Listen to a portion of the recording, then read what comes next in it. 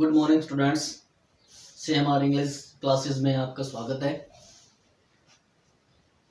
आज हम इस क्लास में पास्ट टेंस का पहला भाग, पास्ट इंडेफिनेट या सिंपल पास्ट के बारे में पढ़ेंगे। इस वीडियो को देखने के बाद पास्ट टेंस से संबंधित आपकी जो समस्याएं हैं वो नहीं रहेंगी। किस तरह से कौन सी सहायक क्रिया, कौन से एडवर्ब्स, हिंदी की पहचान, इंग्लिश की पहचान, उनके स्ट्रक्चर्स और अलग अलग तरीकों से तरीके के एग्जांपल्स के द्वारा समझाने का इस वीडियो में मैंने प्रयास किया है। तो आइए देखिए पास्ट टेंस। पास्ट टेंस का पहला पार्ट है पास्ट इंडेफिनेट। इसके हिंदी में आईडी कहें या हिंदी में पहचान कहें तो आ, ए, ई की मात्रा आनी चाहिए। हिंदी वाक्यों के क्रिया के अंत में आ, ई, ए की मात्रा आए, या हम ये बोलें ता, ते और ती, प्लस में था, थे, थी, यानी क्या कहें ता, था, ते, थी और ते, थी, कुछ भी, यानी इस प्रकार से आए तो हम क्या कहेंगे, उसमें पास्ट टेंस से पास्ट का इंडेफिनेट कहेंगे। या इसमें यह कहें कि इसमें क्या होता है, हमेशा यूज्ड टू यानी भूतकालीन आदत के बारे में बताया जाता है और ज़्यादातर भूतकाल की आदत के बारे में पूछा जाता है ऐसे वाक्यों में जहाँ पर ता, था, ते, थी, ते, थे। जैसे वहाँ एक पेड़ हुआ करता था, मैं क्रिकेट खेला करता था, इस प्रकार से क्या वाक्य आएगा।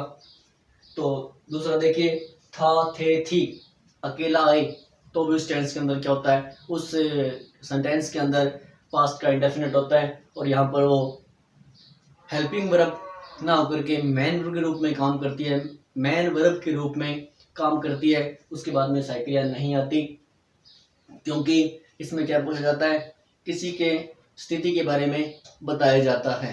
तो उस कंडीशन में क्या आएगी, था, थे, थी आएगी और वहां पर मेन वर्ब के रूप में कौन काम करेगा, वाज और वर काम में लिया जाता है। अब देखिए इसकी आईडी इन इंग्लिश के बारे में कहें तो ago, yesterday, long long ago, last, या in olden, previous plus time दिया हो तो उसमें क्या होता है, पास्ट इंडेफिनेट। टाइम का मतलब यहाँ पर क्या है, डे है, मंथ, etc, यानी कुछ भी हो सकता है, डे, मंथ, ईयर, कुछ भी हो सकता है टाइम के अच्छे, last month, last day, last year etcetera. उसके बाद में before, after, which, supposing, it is time, if, only, since plus subject. यहाँ नोट करने वाली बात यह है कि सिंस प्लस सब्जेक्ट दिया होगा उस वाक्य में भी पास्ट इंडेफिनेट आता है। फिर है सेकंड कंडीशन, इम्प्रोबेबल कंडीशन या इमेजिनरी कंडीशन, उसमें भी क्या होता है, पास्ट इंडेफिनेट टेंस का यूज होता है। अब इन सभी की पहचान से हम बता सकते हैं, देख कर बता सकते हैं कि इसमें पास्ट का इंडेफिनेट टेंस है। अब बात करते हैं इसकी एचवी की यानी हेल्पिंग वर्ब के बारे में। तो हेल्पिंग वर्ब क्या होती है, डिड सहायक क्रिया होती है इसकी। तो साधारण वाक्यों को छोड़कर, यानी साधारण वाक्य में डिड का प्रयोग एक एचवी के रूप में नहीं होगा बल्कि एमवी के रूप में हो सकता है। अब बात करें कि इसमें कोई सिंगुलर या प्लूरल का फंडा है, कोई फंडा नहीं है, क्योंकि सिंगुलर या प्लूरल दोनों ही हैं।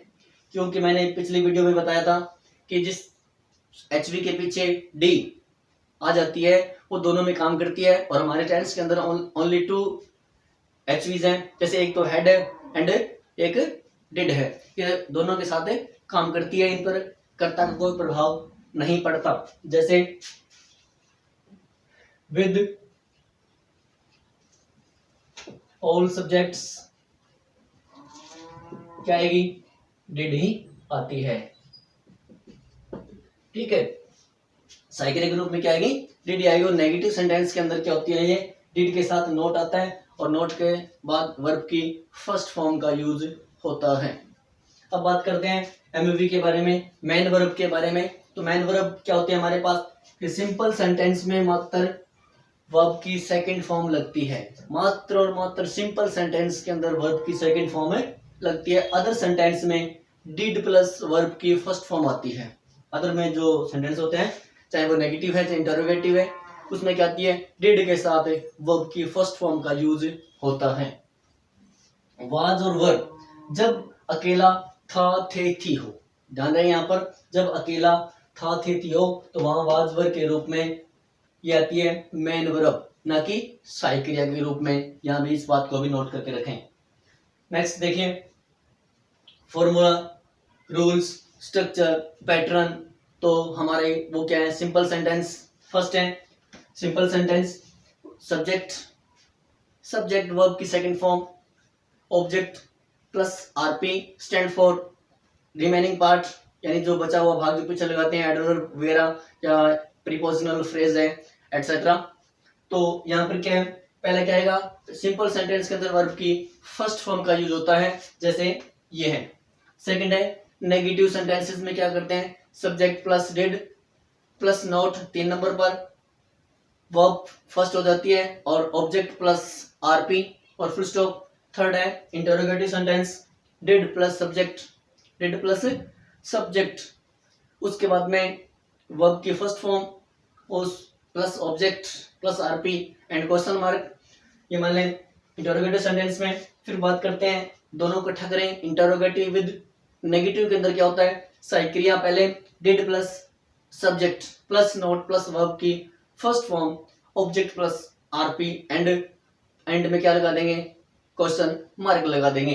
इसी प्रकार देखो, अगर हम इसकी बात करें डब्ल्यूएच वर्ड की, तो डब्ल्यूएच वर्ड में क्या होता है, फर्स्ट ऑफ ऑल हम लगाएंगे डब्ल्यूएच वर्ड प्लस एचवी, उसके बाद में subject plus verb plus object plus RP और क्वेश्चन मार्क। तो इस प्रकार से हमारे ये सारे के सारे हैं जो पर्सन वाक्य बनाने के जो स्ट्रक्चर्स हैं या फॉर्मूला रूल हैं, वो इस प्रकार हैं सारे के सारे। ये 5 प्रकार से वाक्य हम साधारणतः बनाते हैं। तो उसके बाद हम देखते हैं वन बाय वन एग्जांपल्स के बारे में। हाँ, इसका ध्यान रखें, प्रश्नवाचक चिन्ह आएगा पीछे। हाँ, अब देखते हैं एग्जांपल्स, इंस्टेंसेस। तो फर्स्ट सिंपल सेंटेंस, भारत 1947 में आजाद हुआ, यानी इंडिया है वो फ्री हुआ था 1947 में। यानी क्या करेंगे हम बात यहाँ पर टाइम की, यानी गुजरा हुआ टाइम है, बीता हुआ समय है। तो क्या करेंगे, इंडिया बिकम फ्रीडम इन 1947, कि भारत 1947 में आजाद हुआ करता है इंडिया। बिकम की सेकंड फॉर्म है यहाँ पर सी ए होता है, ना कि ओ फर्स्ट होती है और थर्ड बराबर होती है, और सेकंड फॉर्म सी ए होती है, याद रखना।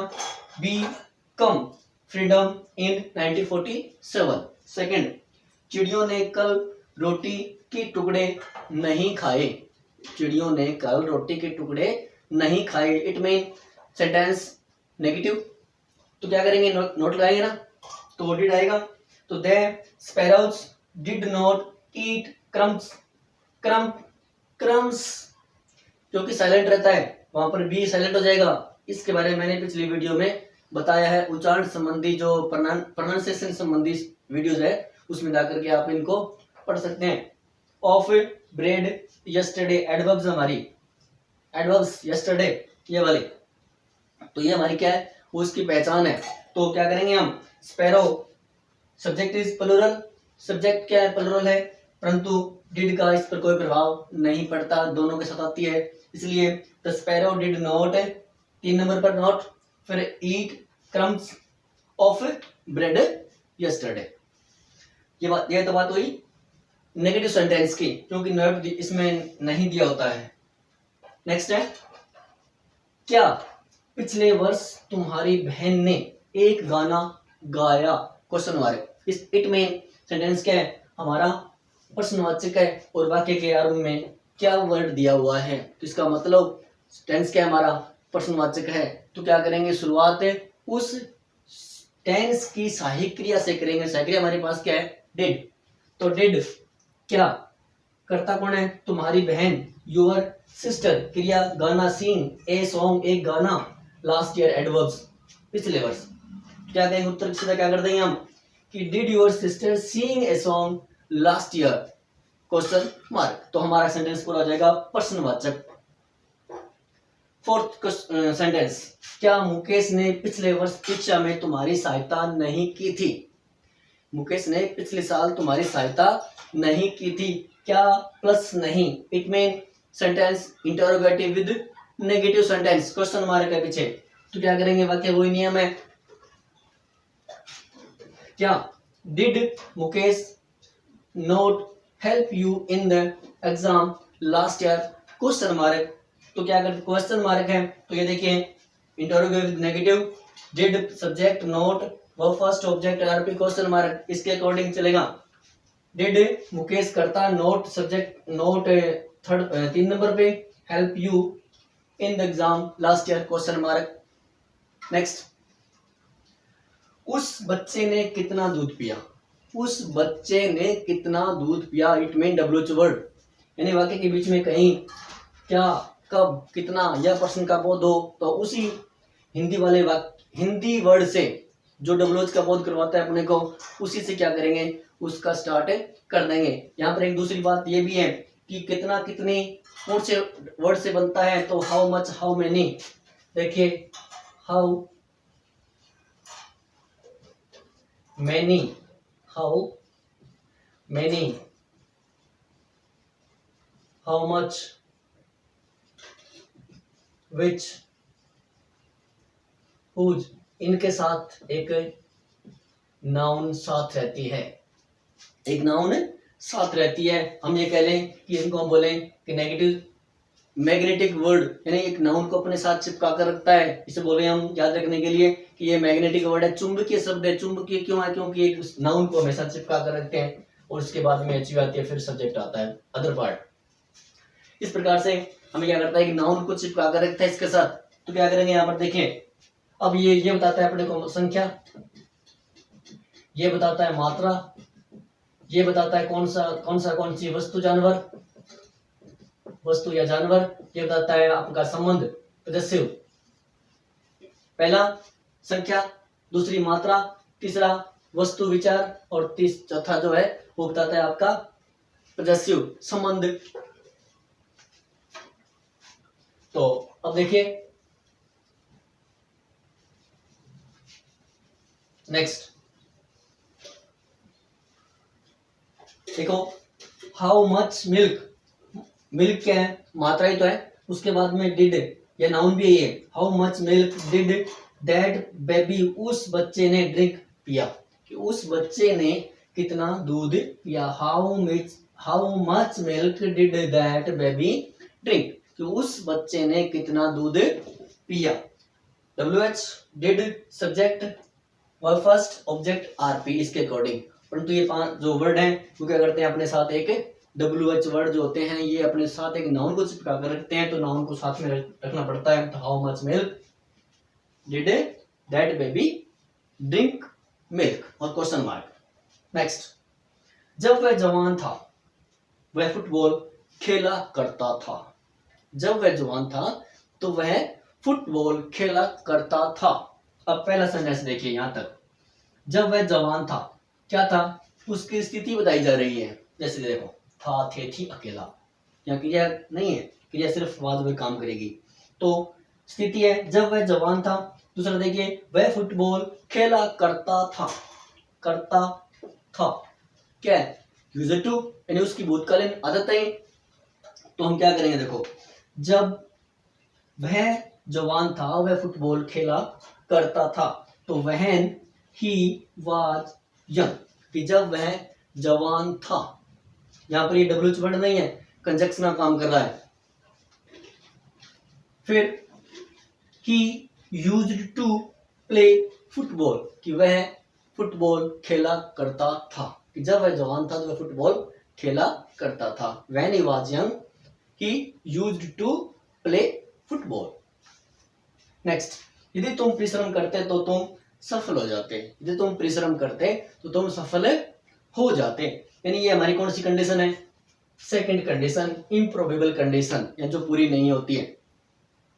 यदि तुम परिश्रम करते तो, इफ यू वर्कड हार्ड, ऐसे वाक्य हमेशा इफ से शुरू होते हैं, ध्यान रहे। इफ यू वर्कड हार्ड, ना कि hard work, worked hard you would पास। यदि तुम ऐसा करते क्या हो जाता?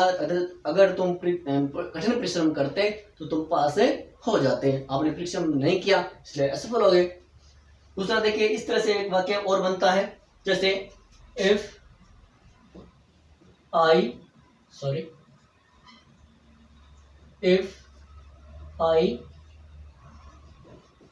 वर ए बर्ड आई वुड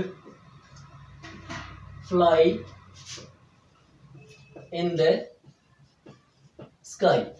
तो देखिए, आई वर, इफ आई वर यानी इमेजिनरी कंडीशन, काल्पनिक है ये बातें कि काश मैं एक पक्षी होता तो आसमान में उड़ता। तो यहाँ पर क्या आता है? यहाँ भी ये सेकंड फॉर्म है। If I were bird I would fly in the sky, मैं आसमान में उड़ता। ठीक है, तो इस तरह से वाक्य बना सकते हैं पास्ट टेंस के अंदर। अगला देखिए, मैंने मोनिका को नहीं देखा। मैंने मोनिका को नहीं देखा जब से वह दिल्ली गई है। तो ये कंडीशन कैसे बनती है हमारी? यहाँ पर ये काम करेगी, सिंस प्लस सब्जेक्ट। तो क्या करेंगे? I have not seen Monica since went to Delhi. I have not seen Monica since he went to Delhi. यानी दिल्ली, जब से वो दिल्ली गई है तो मैंने उसे नहीं देखा है। मैंने उसे went to Delhi, full stop. तो इस प्रकार से हमारा जो पास्ट टेंस है वो कंप्लीट होता है। और कंप्लीट होने के बाद इस चीज के अंदर, इस सेंटेंस के अंदर, इस टेंस के अंदर आपको कोई चीज समझ में अगर नहीं आई हो तो आप कमेंट बॉक्स में जाकर के कमेंट कर सकते हैं। और दूसरी बात, अगर आपको ये वीडियो अच्छी लगे, पसंद आए, तो लाइक का बटन जरूर दबाएं और सब्सक्राइब करना न भूलें। थैंक्स।